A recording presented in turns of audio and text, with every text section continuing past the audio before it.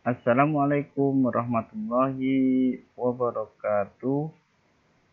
Rekan-rekan mahasiswa semuanya yang berbahagia, pada kesempatan kali ini kita pada pertemuan kelima. Oke, sebelum saya lanjutkan, saya harapkan kondisi teman-teman semua dalam kondisi sehat. Pada pertemuan kelima kita akan membahas tentang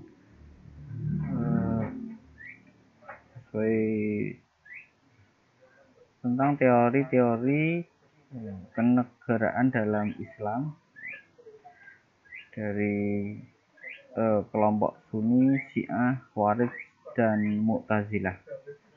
Ini sesuai dengan LPS yang kita desain dari awal. Kita ke sini lagi. Kita ke pendahuluan. Jadi dalam pandangan Islam, negara adalah sebagai sesuatu yang penting, tetapi bukan berarti negara adalah tujuan di dalam Islam. Negara digunakan sebagai sarana untuk menerapkan prinsip-prinsip dasar yang harus dilakukan sesuai dengan agama Islam. Nah, maka kita bisa mengetahui ketika Nabi Muhammad itu mendirikan dan memimpin negara Madinah, di sana Nabi Muhammad SAW itu tidak membuat sebuah negara Islam, tetapi Nabi Muhammad SAW itu hanya meletakkan prinsip-prinsip ajaran agama Islam di dalam sebuah negara. Dan juga di sana juga Nabi Muhammad SAW tidak menyebut sebagai agama negara dalam konstitusi Madinah. Kita lanjutkan yang ke sini. Formasi dan hal-hal yang bersifat teknis diserahkan sepenuhnya kepada umat Islam dan disesuaikan kebutuhan dan tuntutan permasalahan yang mereka hadapi. Jadi bentuk negara atau negara pada umumnya itu diserahkan kepada warga negara masing-masing, tidak harus menganut agama negara tadi, karena setiap negara, setiap masyarakat itu juga memiliki kebutuhan dan permasalahan yang berbeda-beda. Nah, dalam historis kenegaraan Islam, teori-teori kenegaraan Islam itu muncul terutama ketika Nabi Muhammad SAW itu wafat. Di sana diganti oleh Abu Bakar As-Siddiq. Ketika pergantian Abu Bakar As-Siddiq yang dipilih secara musyawarah dan terjadi setelah 2 hari wafatnya Nabi Muhammad SAW, di sana timbul beberapa permasalahan terkait politik dan negara atau kekuasaan. Ada yang tentunya ada yang mendukung Abu Bakar As-Siddiq tanpa perlawanan, tanpa pengecualian, tetapi ada juga yang menentang kedudukan Abu Bakar itu sebagai khalifah, sebagai pengganti Nabi Muhammad SAW. Nah, di sana muncul dua kelompok atau dua kaum atau dua golongan. Pertama disebut sebagai kaum Sunni, yang dimana mereka itu tidak mereka itu berpendapat bahwa tidak harus Ahlul Bait yang meneruskan kekhalifahan, karena Nabi itu tidak pernah menunjuk Ahlul Bait itu sebagai harus sebagai khalifah setelah Nabi Muhammad Shallallahu Alaihi Wasallam. Tetapi ada juga sahabat yang lain yang mengatakan bahwa yang harusnya melakukan atau mengganti kekhalifahan Nabi Muhammad adalah Ahlul Bait, dan mereka kemudian disebut sebagai kelompok Syiah pada era perkembangannya.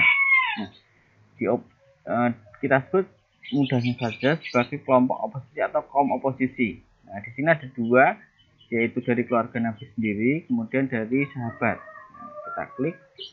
Nah, yang dari keluarga Nabi itu dipelopori oleh Fatimah, putri Nabi Muhammad SAW.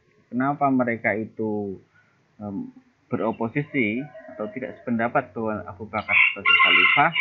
Karena terkesan buru-buru ketika Abu Bakar itu disuruh mengganti sebagai khalifah. Karena baru 2 hari Nabi Muhammad SAW itu meninggal, kok tiba-tiba Abu Bakar itu diangkat sebagai khalifah tanpa ada Ahlul Bait ketika musyawarah di sana. Jadi kenapa kok tiba-tiba menjadi seperti ini? Kenapa kok tidak Utsman atau Ali bin Abi Thalib saja yang mengganti Abu Bakar, mengganti Nabi Muhammad Shallallahu Alaihi Wasallam? Nah, yang berikutnya dari sahabat seperti Zubair bin Awam, Salman Al-Farisi, dan Abu Dzar Al-Ghifari, mereka juga ibaratnya itu menentang khalifah. Kenapa Abu Bakar yang menggantikan Nabi Muhammad? Nah, alasan mereka itu adalah tidak setuju dengan cara musyawarah, karena mereka bersandar pada hadis Ghadir Hum, ya. Dalam perjalanan pulang setelah haji wada, Nabi dan rombongan umat Islam berhenti di sebuah tempat yang bernama Ghadir Hum, dan menyampaikan wasiat. Isi wasiat tersebut adalah tentang penunjukan Ali sebagai pengganti beliau kelak. Dalam hadis ini juga diceritakan bahwa setelah penunjukan tersebut, Umar menemui Ali dan mengucapkan selamat untuknya. Mulai hari ini dan seterusnya, kata Umar, engkau menjadi pemimpin kaum beriman, laki-laki dan perempuan. Engkau inilah yang menjadi cikal bakal lahirnya kelompok itulah yang kemudian menjadi cikal bakal lahirnya Syiah. Ya. Itu adalah alasan mengapa beberapa sahabat ini beroposisi dengan kekhalifahan Abu Bakar As-Siddiq. Nah, ini adalah cerita bahwa baru sampai sini ini sudah muncul dua, yaitu kaum Sunni, dan yang kedua adalah kelompok Syiah. Nah, begitu ceritanya. Lalu yang berikutnya kita potong dulu, kita tutup dulu sebentar.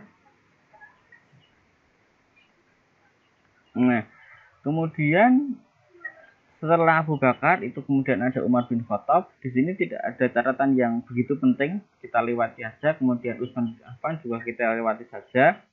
Nah, yang kita catat adalah setelah Khalifah Ali bin Abi Thalib. Nah, setelah Utsman bin Affan itu mati terbunuh, maka kemudian kekhalifahan Ali bin Abi Thalib itu kekhalifahan diganti oleh Ali bin Abi Thalib.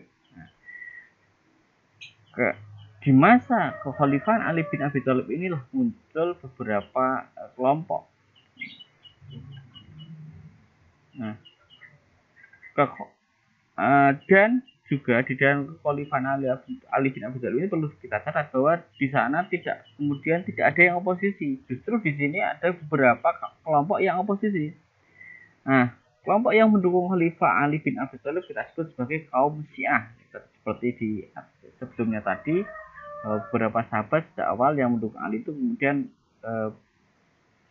berkembang menjadi kelompok Syiah. Kemudian di pemerintahan Ali bin Abi Thalib itu juga ada kelompok-kelompok yang oposisi, yang kedudukannya adalah menentang ataupun tidak pendapat Ali itu sebagai khalifah. Nah, ada kelompok yang oposisinya di Madinah dan ada kelompok yang oposisinya di Damaskus. Nah, kelompok yang oposisinya di Madinah itu ada beberapa tokoh seperti Zubair, Tulha, dan Aisyah.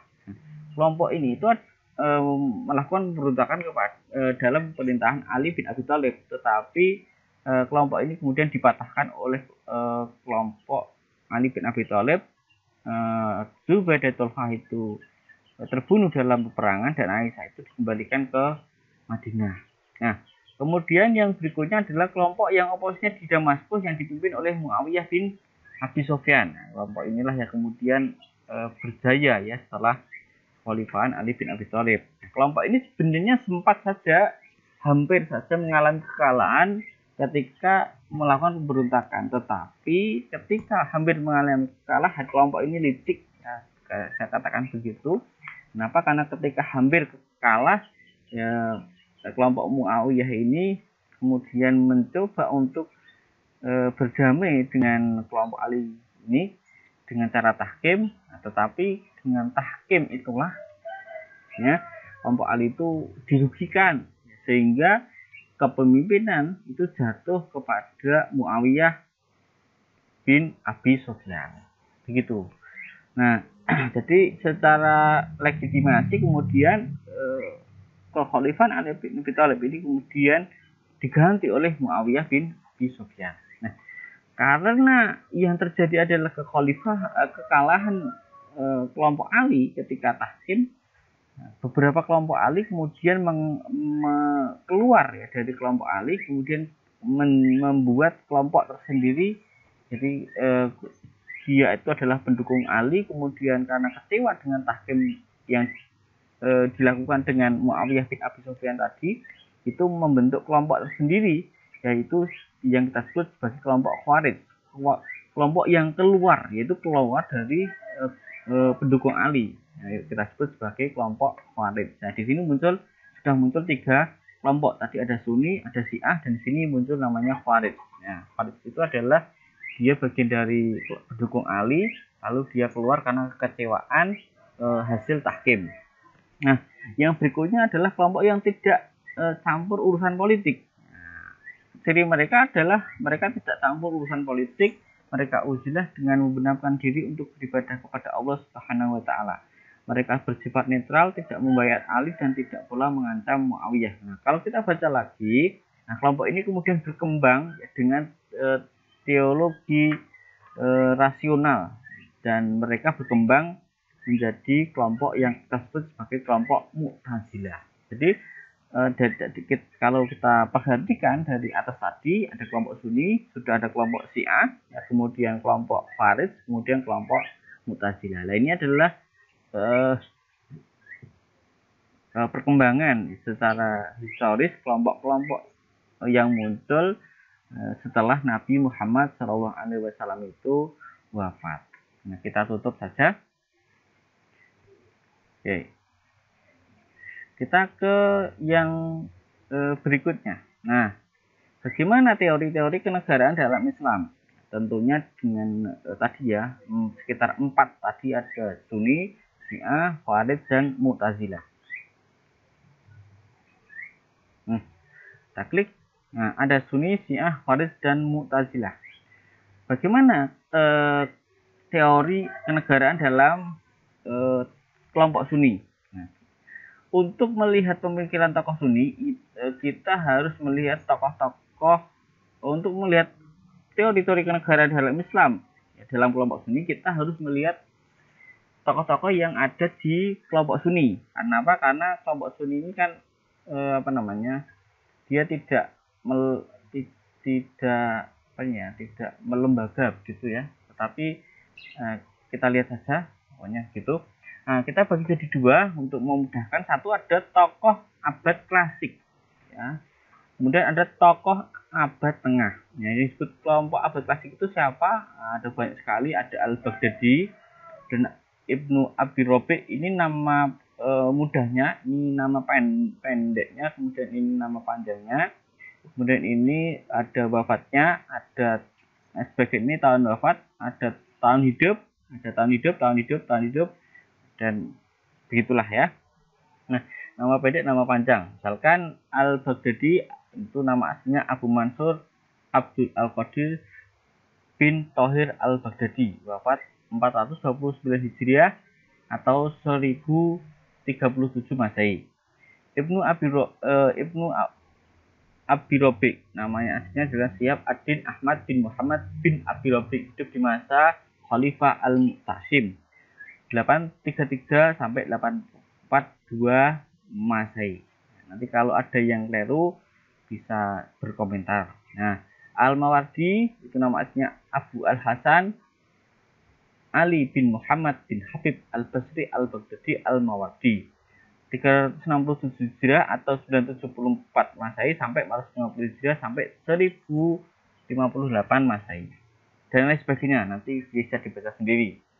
Nah, tidak semuanya saya bisa menjelaskan ya isi atau pemikiran para tokoh-tokoh ini, tapi hanya ada beberapa saja yang bisa saya dapatkan, misalkan pemikiran dari Abi Rabi. Ya. Dasar legitimasi hak khalifah atau pemimpin negara itu apa? 1. An-Nisa ayat 59, kemudian Al-An'am ayat 160, Al-An'am ayat 165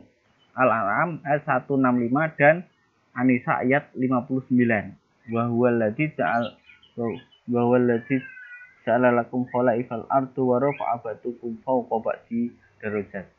Itu di Al-An'am ayat 165. Dialah Allah yang telah melakukan kamu sebagai penguasa di bumi ini, dan dia pula yang meninggalkan sebagian kalian atas sebagian lainnya beberapa derajat. Itu ini. Dan di surah An-Nisa ayat 59, ya ayyuhalladzina amanu atiullah wa atiur rasul wa ulil amri minkum. Ini ayat yang sangat terkenal sekali. Nah, ini adalah hak kekhalifahan, yaitu hak atau hak penguasa ya di bumi. Kemudian yang berikutnya, Allah memberikan keistimewaan kepada para raja dengan segala keutamaan dan memperkokoh kedudukan mereka di buminya. Nah, artinya apa? Bahwa Allah itu mempercayakan kepada khalifah untuk memimpin hamba-hambanya. Artinya Allah itu mempercayakan kepada pemimpin-pemimpin negara itu untuk memimpin hamba-hambanya di bumi. Nah, begitu. Lalu yang berikutnya adalah Allah mewajibkan ulama kepada para ulama ya, untuk menghormati, mengagungkan dalam menaati perintah mereka. Jadi Allah itu mewajibkan pokoknya para orang yang berilmu itu untuk menaati khalifah itu atau pemimpin. Nah, ini adalah pemikiran dari Abi Rabi ya. Kemudian yang berikutnya, Al-Mawardi berpikir bahwa fungsi khalifah itu bukan hanya sebagai kepala negara, bukan hanya pemimpin, tetapi juga sebagai fungsi kenabian. Nah, kita klik penjelasannya apa di sini. Nah, fungsi kenabian itu apa yang dimaksud di sini? 1, melindungi agama. Karena negara itu fungsinya adalah salah satunya adalah melindungi agama. Ya, warga negara itu berhak untuk menjalankan agamanya. Nah, ini kalau konteks Indonesia sangat sesuai.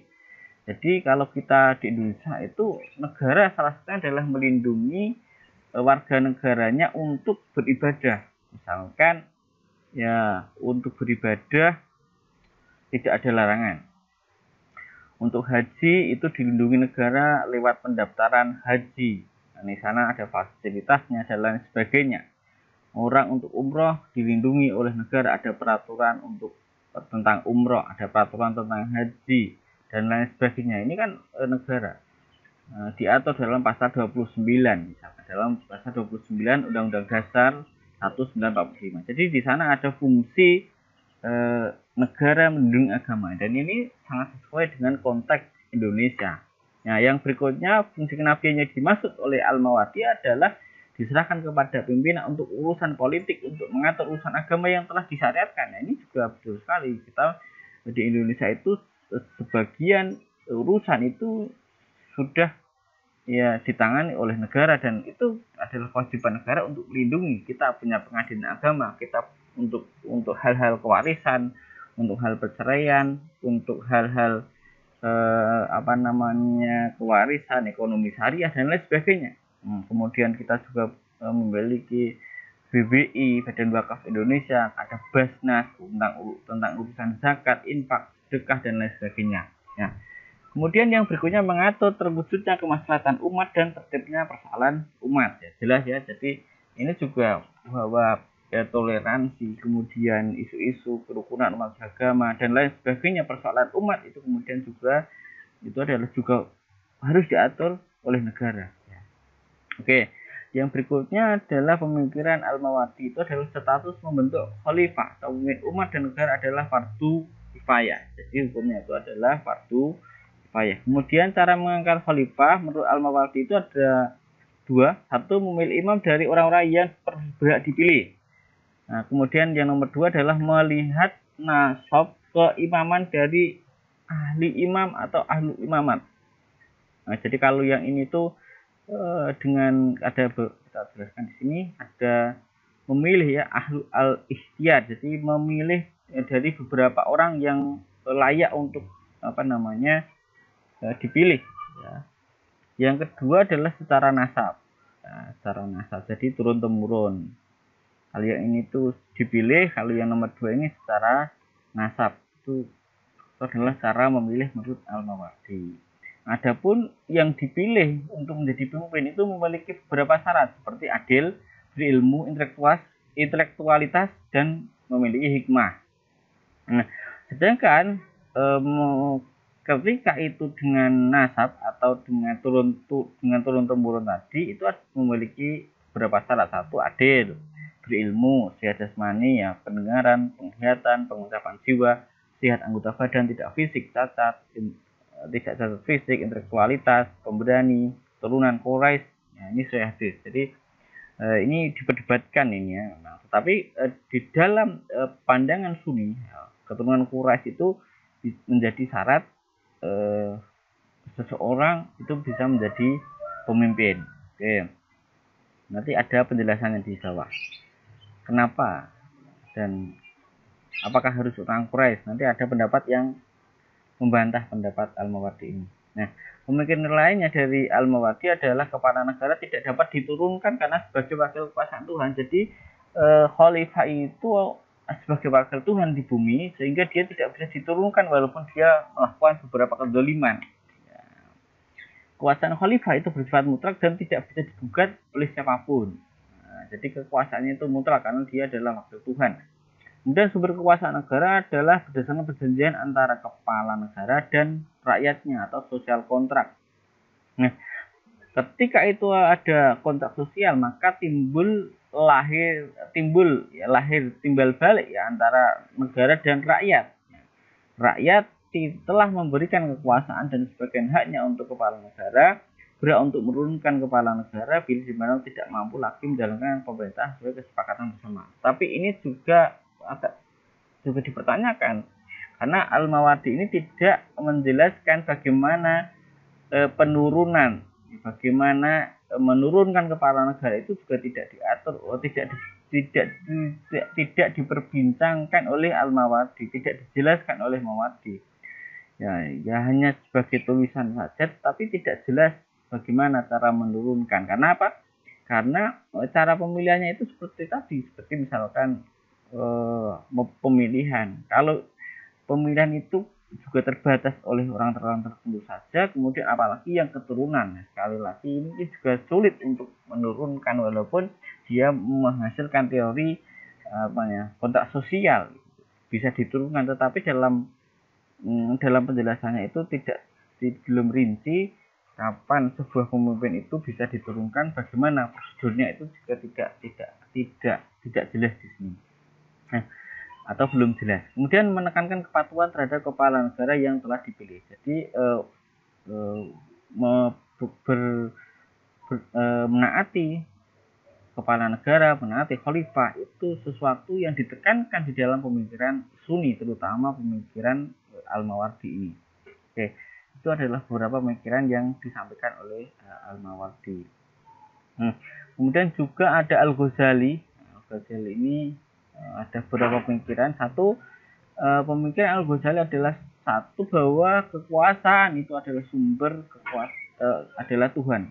Kekuasaan tersebut hanya sebagian kecil yang diberikan oleh hambanya. Artinya bahwa kekuasaan yang diberikan kepada penguasa itu hanya sebagian kecil saja. Jadi Tuhan itu kan maha kuasa, kekuasaannya tiada terbatas, dan sebagian kecil dari kekuasaannya itu diberikan kepada penguasa di bumi, gitu ya, untuk memimpin hamba-hambanya, untuk memimpin umatnya yang berada di bumi. Yang berikutnya adalah kekuasaan negara bersifat sakral, mukodas, dan umat wajib mengikuti kepala negara. Jadi di sini jelas bahwa karena kekuasaan itu adalah berasal dari Tuhan, maka kemudian dipahami bahwa kekuasaan itu atau kepala negara tadi itu atau kepala pemerintah itu sakral, dan umat yang berada di bawahnya itu harus mengikuti kepala negara karena dia adalah sebagai wakil Tuhan. Nah, umat dilarang memberontak kepada kepala negara. Ini tidak boleh untuk memberontak, ya. Pembentukan kepala negara bukan berdasarkan rasio, namun berdasarkan perintah syar'i. Pembentukan kepala negara bukan berdasarkan rasio. Jadi negara itu dibentuk atau kepala negara itu dibentuk bukan karena kepentingan akal, tetapi karena memang syariatnya begitu, ada dalilnya tadi. Kenapa? Karena ya kepala negara itu adalah wakil Tuhan. Dia terbentuk karena syariat, bukan karena kebutuhan manusia, bukan karena akal manusia. Ini adalah pendapatnya Al-Ghazali.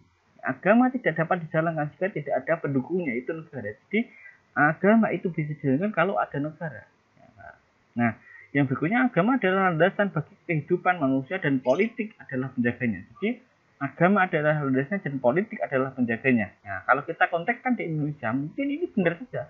Di Indonesia itu agama tidak bisa kita jalankan kalau tidak ada negara. Karena negara lah yang melindungi bagaimana perintah-perintah agama itu bisa dijalankan. Misalkan haji bisa dijalankan itu kalau negara memiliki aturan tentang haji. Negara bisa melakukan misalkan wakaf bisa kita jalankan kalau negara itu memiliki aturan, punya induk lembaga, punya masyarakat yang memahami tentang wakaf, dan itu sangat sesuai dengan konteks Indonesia. Nah, yang mungkin diperdebatkan adalah mungkin di atas tadi, apakah negara itu adalah apakah kepala negara itu adalah wakil Tuhan. Kalau ini mungkin bisa kita perdebatkan, tapi kalau ini mungkin sangat sesuai dengan konteks keindonesiaan. Jadi agama adalah landasan bagi kehidupan, jelas ya bahwa negara kita Pancasila itu adalah yang pasal di sila ke-1 itu adalah Tuhan yang Maha Esa. Artinya negara kita itu adalah berdasarkan atas agama, karena Indonesia itu tidak lepas dari nilai-nilai agama dari dulu hingga sekarang. Nah, kemudian yang berikutnya, politik tanpa agama bisa hancur dan agama tanpa politik dapat hilang dari kehidupan manusia. Yang berikutnya adalah kehidupan kekuasaan politik atau penguasa merupakan penjaga bagi pelaksanaan agama. Yang pemikiran lainnya adalah kepala negara tidak dapat diturunkan karena sebagai wakil Tuhan. Dan yang nomor 2 adalah kekuasaan khalifah bersifat mutlak dan tidak bisa digugat oleh siapapun. Jadi jelas ketika kita menghubungkan kekuasaan di dalam pemikiran Al-Ghazali adalah bahwa kepala negara adalah sebagai wakil Tuhan, maka kedudukannya bersifat mutlak dan tidak bisa digugat oleh siapapun. Nah, ini adalah pemikiran dari Al-Ghazali. Nah, yang berikutnya adalah ada pemikirannya Ibnu Taimiyah. Kita baca saja. Nomor 1 adalah keberadaan negara dalam menjamin harta, jiwa, dan berjalannya hukum-hukum Tuhan. Jadi negara itu berfungsi untuk menjamin harta, menjamin jiwa, dan berjalannya hukum-hukum Tuhan. Kemudian yang berikutnya, kepala negara adalah bayang-bayang Allah di bumi dan kekuasaannya berasal dari Allah Subhanahu wa Ta'ala. Pemikiran yang lainnya yang kita catat dari pemikiran Ibnu Taimiyah adalah kepala negara tidak dapat diturunkan karena sebagai wakil Tuhan, sebagaimana pemikiran Al-Ghazali tadi. Kemudian kekuasaan khalifah bersifat mutlak, tidak dapat digugat, ini sama seperti Al-Ghazali juga. Kemudian tidak boleh melakukan pemberontakan kepada negara meskipun kafir selama masih menjalankan keadilan dan tidak menyuruh berbuat maksiat kepada Allah Subhanahu wa Ta'ala. Nah, ini adalah sama seperti pemikiran Al-Ghazali tadi, bahwa intinya bahwa kepala negara itu adalah sebagai wakil Tuhan dan tidak boleh melakukan pemberontakan, ya, walaupun itu orang kafir selama itu tidak selama masih berbuat keadilan dan tidak menyuruh kepada perbuatan maksiat kepada Allah Subhanahu wa taala. Nah, ini adalah pemikiran di antara kelompok Sunni. Nah, sedangkan di abad tengah itu kita memiliki tokoh Ibnu Khaldun. Nah, kita baca di sini. Nah, Ibnu Khaldun tidak ada keterangannya, tidak saya tulis di sini, tapi ada di bawah ini ada Ibnu Khaldun ya. Nah, inti dari pemikiran Sunni satu adalah biasanya pro terhadap pemerintah yang berkuasa atau status quo. Yang kedua, kelompok Sunni itu cenderung membela dan mempertahankan kekuasaan. Bahkan tadi kita jelaskan bahwa khalifah atau pemimpin negara itu adalah wakil Tuhan. Kemudian yang berikutnya adalah kalangan ulama Sunni umatnya memberontak pemimpin meskipun zalim. Nah, yang berikutnya yang diperdapatkan dalam kelompok Sunni adalah tentang apakah suku Quraisy itu adalah sebagai kepala negara. Apakah harus suku Quraisy yang menjadi kepala negara? Nah, di sini ada beberapa pendapat. Ada yang mengatakan itu secara tegas, ada pendapat Ibnu Abi Rabi dan ada pendapat Ibnu Khaldun. Nah, ini perbedaan di kalangan atau di kelompok Sunni. Nah, apakah suku Quraisy itu adalah yang berhak untuk menjadi kepala negara?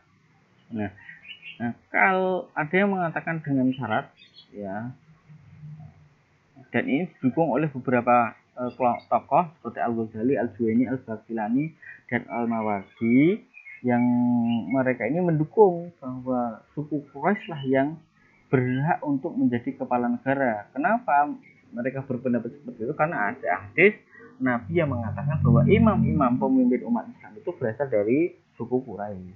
Nah, nanti teman-teman harus mencari nih hadis yang mana ini yang disebut di dalam di dalam menjelaskan imam pemimpin umat Islam itu berasal dari suku Quraisy. Nah, kita yang kedua, sedangkan Ibnu Abi Rabi itu menjelaskan bahwa tidak harus atau bahkan tidak menyinggung sama sekali, tidak menyinggung bahwa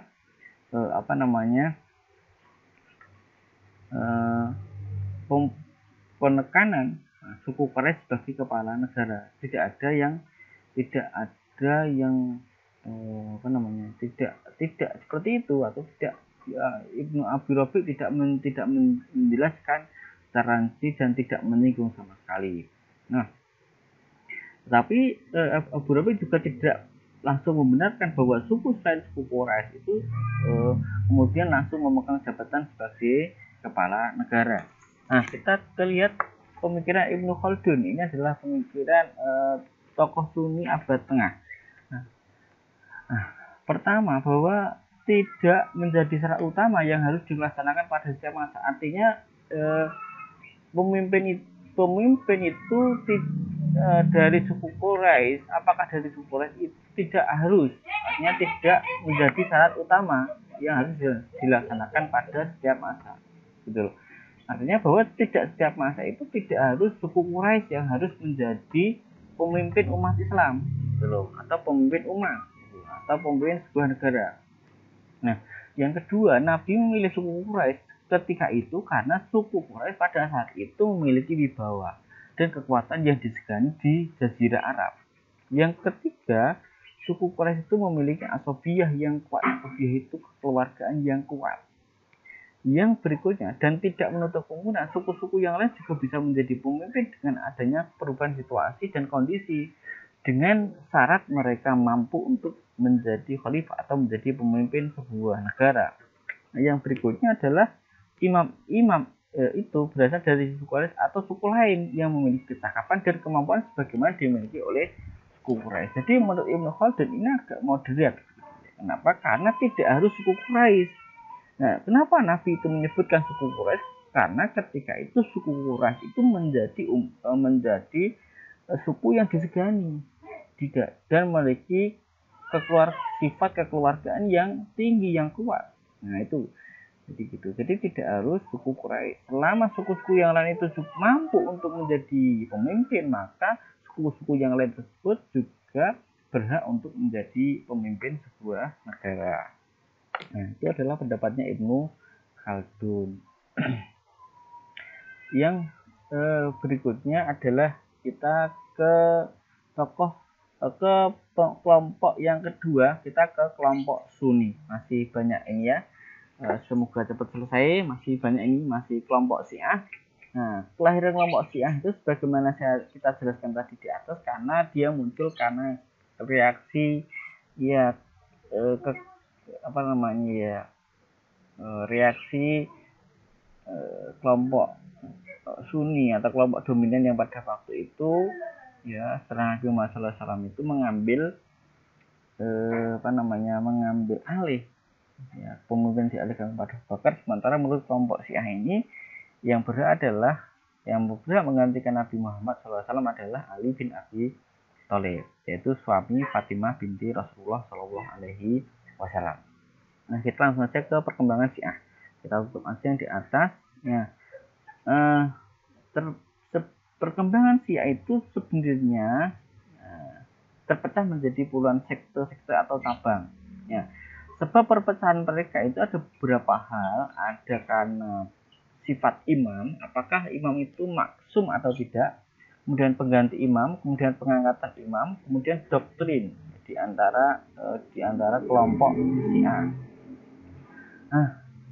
Kemudian untuk menggambarkan banyaknya puluhan sekte-sekte itu, kita akan mengambil 3 aliran besar dan 3 sekte yang bisa kita anggap mewakili semua sekte yang ada. Nah, kita ke sebuah pertanyaan yang pertama, apakah seorang imam menurut kelompok Syiah itu maksum atau terbebas dari dosa atau salah atau tidak? Ada yang mengatakan maksum, ada yang mengatakan tidak maksum. Nah, pendapat yang mengatakan maksum itu adalah pendapatnya yang dianut oleh sekte dalam Syiah yang disebut sebagai sekte Imamiyah dan Ismailiyah. Nah, mungkin biar agar lebih jelas kita langsung ke sini saja. Mungkin ada fotonya. Nah, ini Ismail itu adalah maksum atau tidak. Yang mengatakan imam-imam para Syiah itu adalah maksum itu adalah Ismailiyah dan Imamiyah. Nah, sedangkan Zaidiyah itu tidak mengatakan maksum. Nah, ini tidak ya, tidak maksum atau imam itu ya manusia biasa ya, jadi menurut mereka bahwa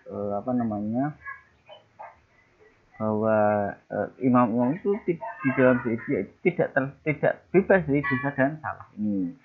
Kemudian di dalam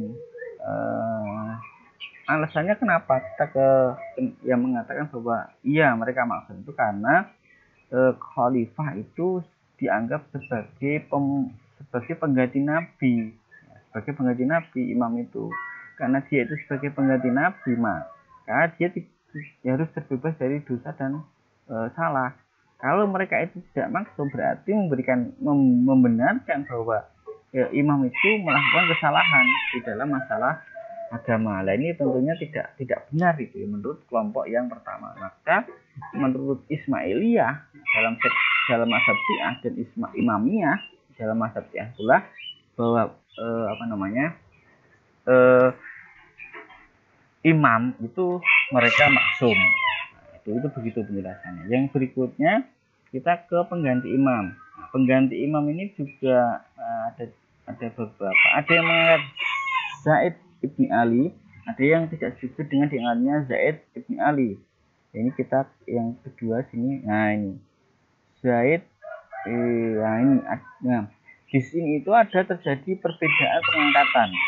Ini kita lihat di sini ketika sampai Husain, Ali, Zaid bin Al-Abidin, di sini ada Zaid yang berkembang menjadi Zaidiyah.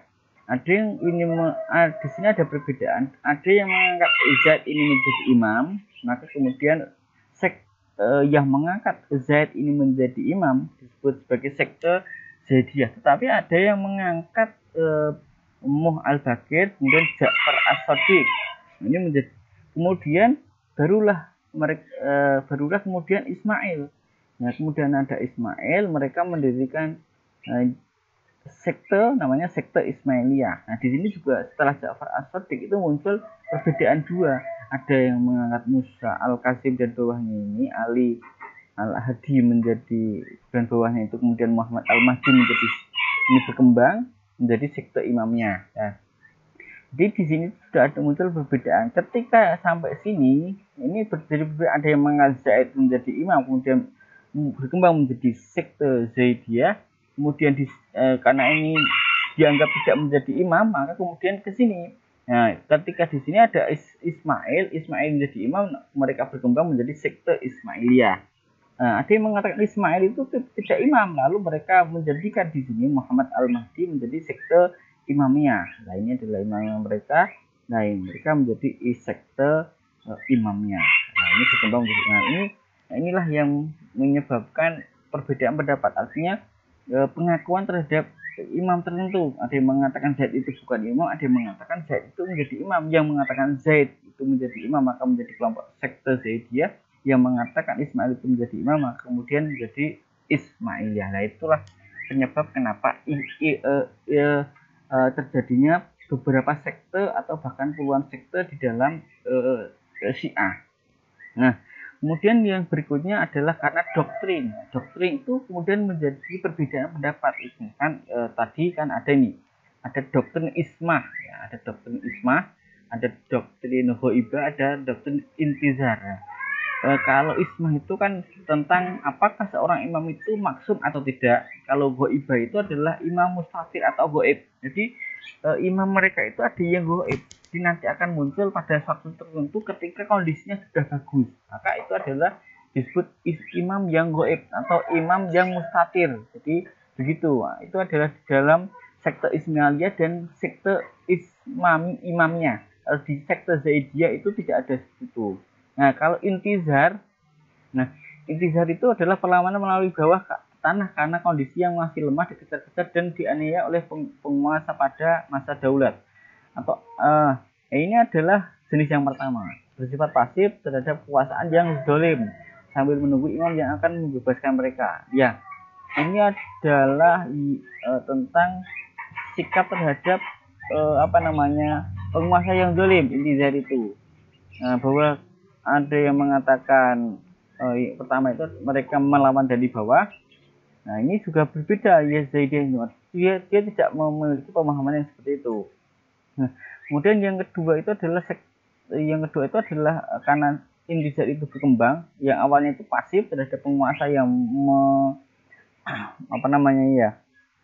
menganiaya Syiah, kelompok Syiah. Yang kedua itu karena berkembang kemudian Syiah itu aktif untuk melawan kezaliman penguasa atau menolak kejahatan. Nah, ini kan kemudian menghasilkan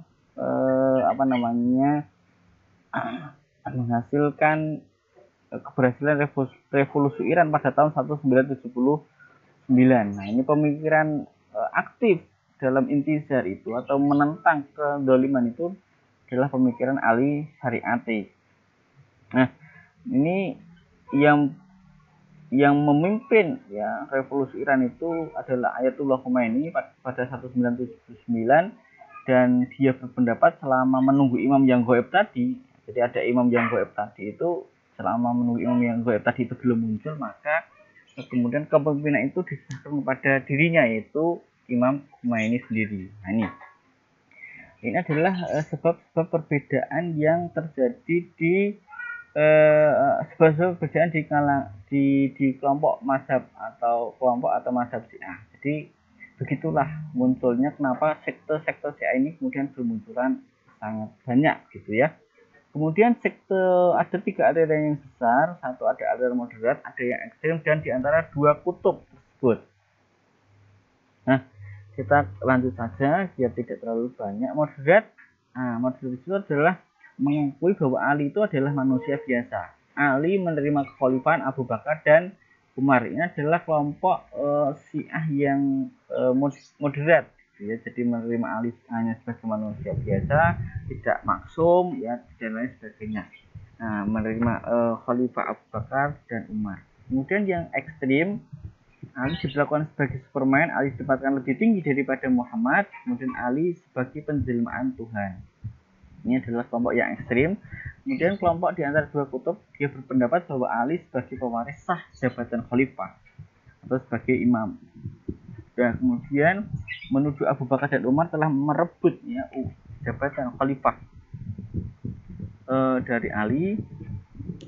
Kemudian Ali bukanlah seorang nabi, bukan yang lebih utama dari nabi apalagi penjelmaan Tuhan. Jadi Ali bukanlah seorang nabi, Ali bukanlah penjelmaan Tuhan, tapi memang Ali itu sebagai pewaris sah khalifah dan menuduh Abu Bakar dan Umar itu merebut kekuasaan Ali bin Abi Thalib. Ini adalah di antara pemikiran Syiah di antara dua kutub.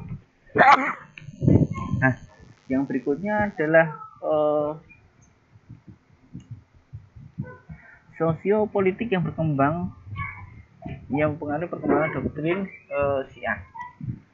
Ada 3 yang mempengaruhi doktrin Syiah itu berkembang. 1. Imam-imam Syiah selain Ali bin Abi Thalib tidak pernah memegang kekuasaan politik. Ini menarik ya memang. Nanti bisa ditanyakan kalau mau ditanyakan. Jadi setelah Ali bin Abi Thalib itu mereka tidak terjun pada politik praktis ya. Hanya Ali bin Abi Thalib saja yang memang menjadi pemimpin atau yang terjun di dalam dunia politik praktis. Nah, yang kedua adalah sebagai sebagian pengikut dari Persia ikut membentuk pola baru pemikiran Syiah. Nah, kenapa begitu? Karena setelah orang-orang Persia itu masuk, mereka memiliki kebiasaan mengagungkan raja dan menganggapnya sebagai manusia suci. Ya,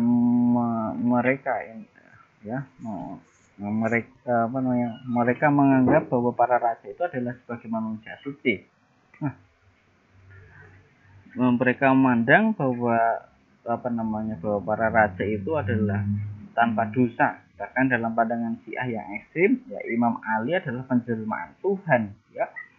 Nah, bahkan dia martabatnya melebihi kedudukan Nabi Muhammad SAW sendiri. Nah, dan itu kan tentunya adalah sesuatu yang asing di masyarakat Arab sendiri, sehingga pemikiran yang seperti ini itu adalah pemikiran yang hal ini adalah sesuatu yang sangat mempengaruhi perkembangan doktrin Syiah. Nah, yang berikutnya yang nomor 3 adalah pengalaman pahit pengikut Syiah berpengaruh terhadap perkembangan doktrin Al-Mahdi Al-Muntazar. Nah,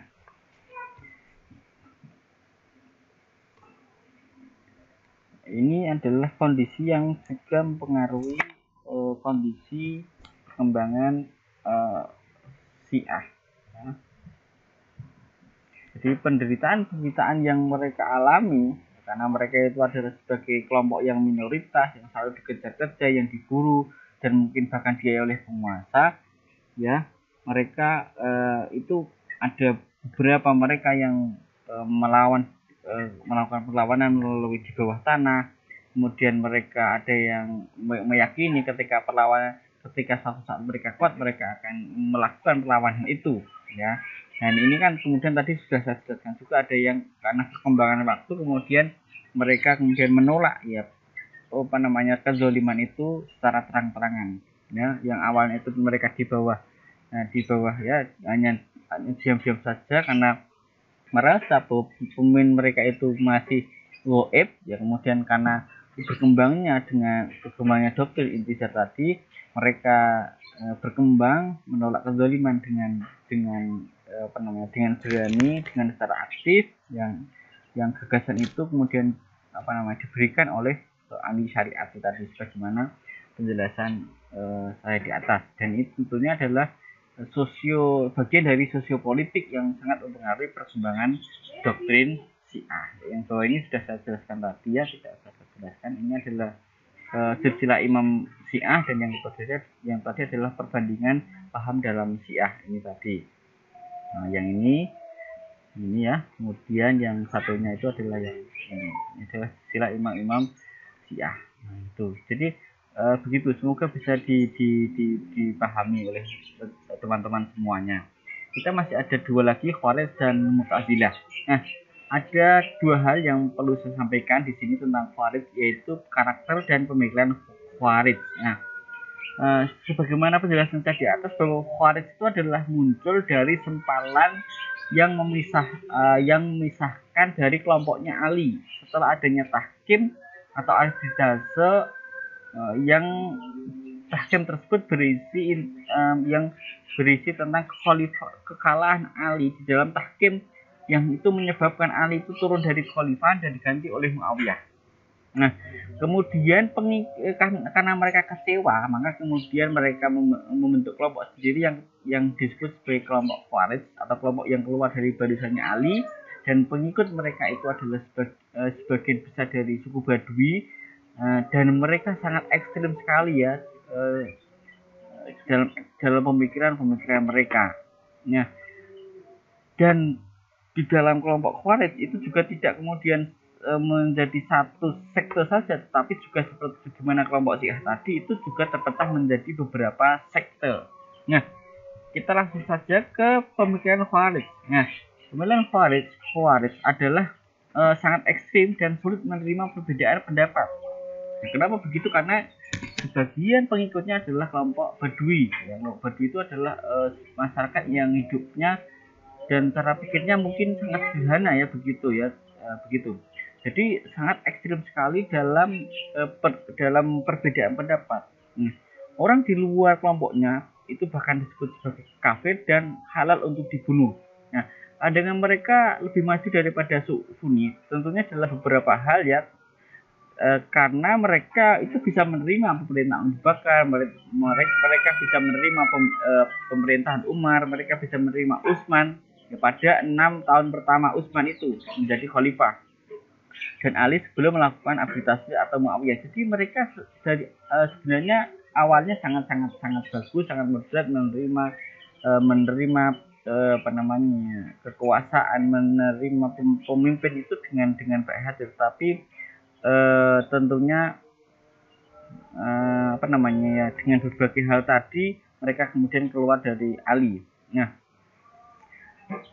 Nah, kenapa begitu mereka menerima pemerintahan Abu Bakar, Umar, Utsman dan Ali? Karena mereka menganggap bahwa mereka itu ketika negara atau umat dipimpin oleh mereka, mereka merasa bahwa pemerintahan yang dilakukan oleh para khalifah tadi itu masih sesuai dengan syariat.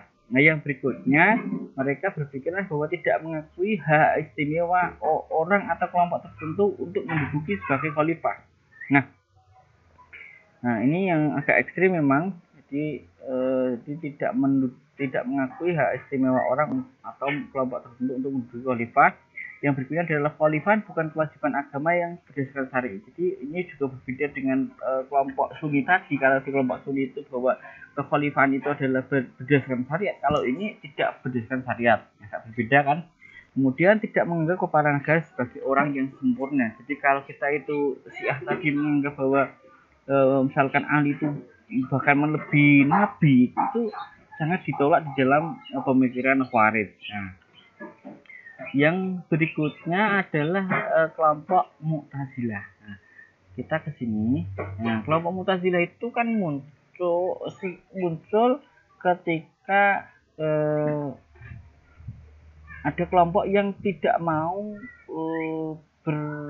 berkecimpung di dunia politik. Mereka netral, mereka uzlah untuk beribadah. Nah, mereka muncul dengan nama Mu'tazilah itu karena ketika terjadi perbedaan pendapat antara Wasil Ibnu Atha dengan gurunya terhadap Hasan al-Basri tentang penilaian terhadap orang-orang yang berdosa besar. Apakah orang yang berdosa besar itu masih mukmin atau tidak? Nah, Wasil mengatakan atau berpendapat bahwa orang yang melakukan dosa besar tidak mukmin dan juga tidak kafir. Ya, mereka itu berada di al-manzilah bainal manzilataini. Nah, kelompok Mu'tazilah ini juga dikenal sebagai teologi yang sangat rasional sekali. Nah, kita cek di sini. Nah, dengan akal, menurut kelompok Mu'tazilah itu mengetahui 4 hal. Apa itu? Mengetahui Tuhan, mengetahui kewajiban, ya, mengetahui Tuhan, mengetahui baik dan jahat itu dengan rasional semua, itu menurut kaum Mu'tazilah. Yang berikutnya adalah kewajiban mengerjakan yang baik dan menjauhi yang jahat. Nah, disinilah posisi negara itu ditempatkan menurut kelompok Mu'tazilah. Nah, negara itu ada itu karena untuk melakukan kewajiban mengerjakan yang baik dan menjauhi yang jahat. Nah, dengan pendekatan ini tadi. Jadi negara itu dibentuk itu bukan berdasarkan syariat, tetapi karena pertimbangan akal, yaitu apa?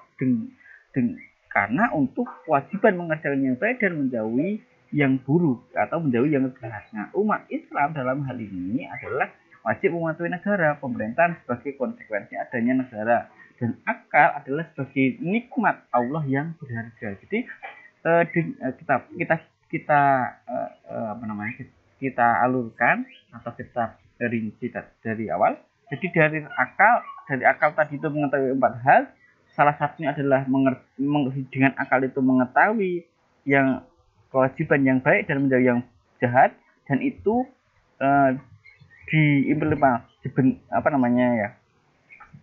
diimplementasikan dalam pembentukan negara, dan dari situlah negara itu muncul.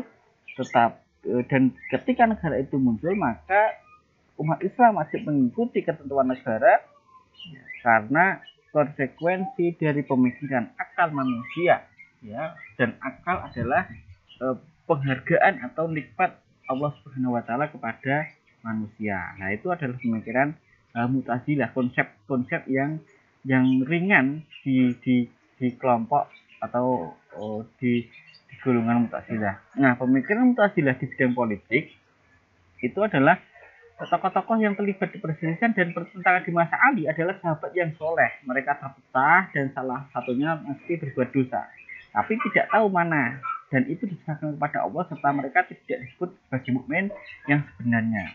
Yang kedua, khilafah bukan kewajiban berdasarkan syariat, melainkan pertimbangan akal semata karena tidak ada nas yang tegas dalam perintah membentuk negara. Jadi intinya pertentangan yang kita sebutkan tadi ketika di masa Ali itu adalah mereka sebenarnya adalah sahabat-sahabat yang soleh, tetapi mereka terpecah belah dan salah satunya itu mesti melakukan dosa. Tetapi mana yang melakukan dosa itu tidak diketahui menurut Mu'tazilah. Nah, yang salah itu mana, itu diserahkan kepada Allah Subhanahu wa taala, dan serta merta mereka tidak disebut sebagai seorang mukmin yang sebenarnya. Nah, itu. Jadi ketika mereka berselisih, salah satunya itu tidak disebut sebagai seorang mukmin yang sebenarnya. Nah, yang kedua tadi, kepemimpinan negara, kepemimpinan umat itu tidak berdasarkan syariat tetapi melalui akal semata, karena tidak ada nas yang tegas untuk membentuk sebuah negara. Nah, salah satu tokoh yang terkenal di dalam Mu'tazilah adalah tokoh namanya Abdul Al-Jabbar. Jabbar ini ada beberapa pemikiran yang bisa kita telusuri. Satu, kepala negara itu bukan sosok yang luar biasa seperti Syiah tadi, seorang yang maksum, seorang yang melebihi Nabi, tidak. Tidak harus dari suku Quraisy. Ya, mereka hanya didahulukan selangkah dan diizinkan selantik untuk mengurus umat. Jadi mereka memang ada lebih diutamakan dalam hal tertentu, tapi tidak harus suku Quraisy yang menjadi kepala negara. Yang berikutnya, syarat kepala negara itu ada 4. 1, merdeka, memiliki akal dan nalar yang sehat dan lebih, memiliki kecerdasan yang lebih dibandingkan dengan manusia yang lain. Yang berikutnya, menganut doktrin al-adl wa tauhid, jadi keadilan dan tauhidan. Karena Mu'tazilah ini kan tadi disebut sebagai kelompok yang akidah rasional atau teologi rasional. Nah, kemudian bersifat warok. Jadi bersifat warok. Yang berikutnya adalah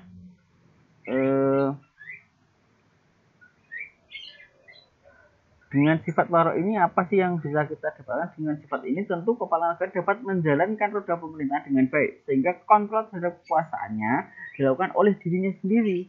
Tapi permasalahannya, apakah ada jaminan bahwa sikap warok ini merupakan sesuatu yang konstan dan stabil dalam diri kepala negara? Nah, ini adalah masalah yang yang apa namanya, yang mungkin perlu kita tanyakan juga ya, ketika warok itu sebagai syarat kepala negara.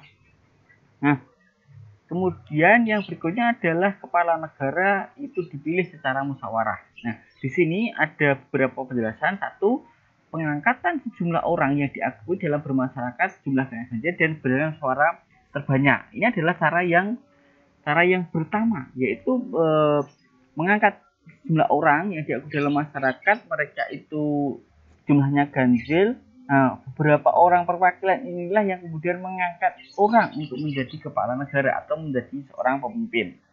Nah, cara yang kedua yang dilakukan oleh Mu'tazilah menurut tokoh Abdul Al-Jabbar adalah musyawarah di antara atau oleh orang-orang yang memiliki ilmu pengetahuan agama yang mendalam dan politik yang luas. Ya, jadi mereka yang memiliki orang-orang yang memiliki ilmu pengetahuan agama yang mendalam dan yang memiliki politik yang luas, mereka bermusyawarah untuk menentukan siapa pemimpin atau kepala negara.